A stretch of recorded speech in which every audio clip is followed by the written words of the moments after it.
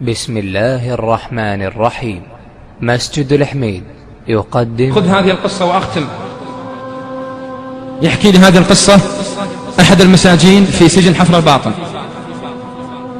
وقضيته دين بأكثر من 5 مليون ريال، له في السجن أكثر من 9 سنوات، هو سجين بالدين، وعنده أبناء، عنده بنات، وعنده زوجة يعانون من الحاجة والفقر. وأتصل عليه من وقت إلى وقت وأقول له يا أبو خالد اصبر، رجل لا نزكي على الله أحبتي، نحسب الله حسيبه، عابد، أخذ هذا السجن خلوة مع الله سبحانه وتعالى.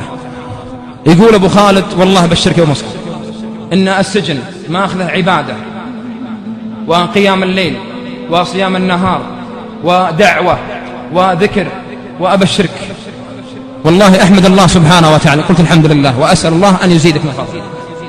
ثم يقول يا أبو خالد والله يا أبو مصعب إني كلما تذكرت ذلك السجين، يقول كان عندنا سجين في سجن حفر الباطن محكوم عليه بالإعدام بالقصاص، قضية قتل، قعد 5 سنوات، عمره 23 سنة. يقول أبو خالد يوم من الأيام تسرب الأمر بأن غدا هو القصاص لهذا الشاب، فكلم خاله، طبعا يتيم هذا الشاب، كلم خاله قال له يا فلان ترى تسرب الأمر إن بكرة هو قصاصك، فحاول تسوي أي شيء بنفسك حتى تؤخر القصاص. بكى هذا الشاب، لم يبكي جزعا من الموت، ولم يبكي جزعا من السيف، ولكن انظر على ماذا يبكي هذا الشاب. اسمع واسمع يا أمة الله، هذا الشاب يبلغ من عمر 23 سنة، على ماذا يبكي؟ والله ما بكى خوفا من السيف ولا بكى خوفا من الموت، لكن بكى لما قال له خاله حاول تسوي أي شيء بنفسك حتى يؤخرون موعد القصاص. فقال هذا الشاب، قال يا خالي يقول رسول الله صلى الله عليه وسلم من أحب لقاء الله أحب الله لقاءه، ومن كره لقاء الله كره الله لقاءه. وانت بيني يا خالي أتأخر عن لقاء الله يوم أو يومين، والله يا خالي إني اشتقت إلى لقاء الله سبحانه وتعالى.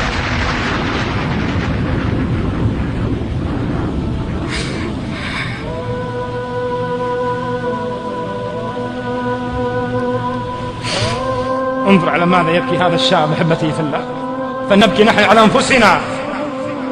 يقول يا خالي كيف تبيني أخر لقائي يوم أو يومين؟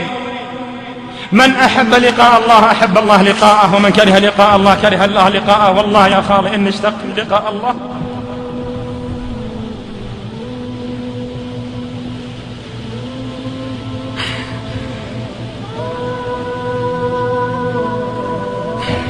يقول أبو خالد والله ما عرفت هذا السجين وما عرفت هذا الشاب إلا قائم الليل صائم النهار، يقرأ القرآن، لا يتكلم في أحد، لا يؤذي أحد، وكان هذا حاله في السجن.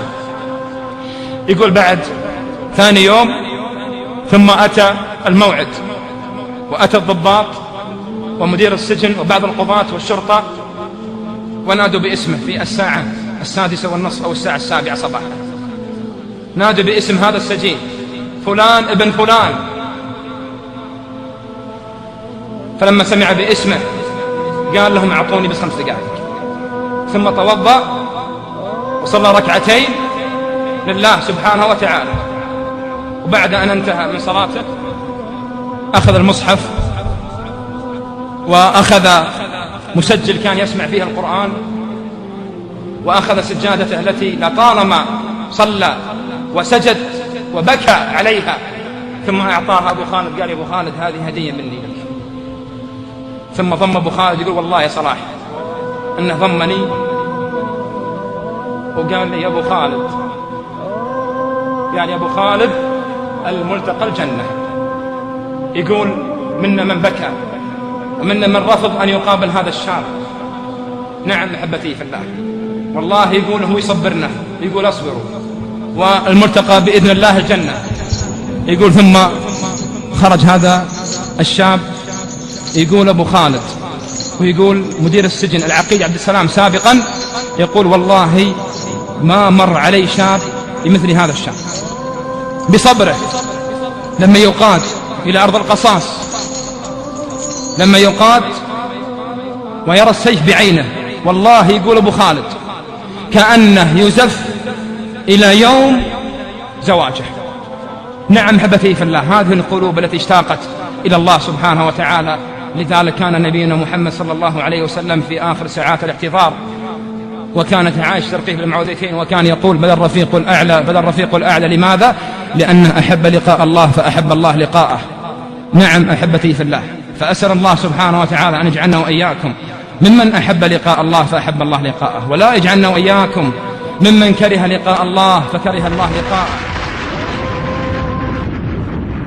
كلا بل تحبون العاجلة وتذرون الآخرة، وجوه يومئذ ناظرة إلى ربها ناظرة، ووجوه يومئذ باسرة تظن أن يفعل بها فاقرة. كلا إذا بلغت التراقي وقيل من راق، وظن أنه الفراق، والتفت الساق بالساق، إلى ربك يومئذ المساق. كلا إذا بلغت التراقي وقيل من راق، وظن أنه الفراق، والتفت الساق بالساق، إلى ربك يومئذ المساق.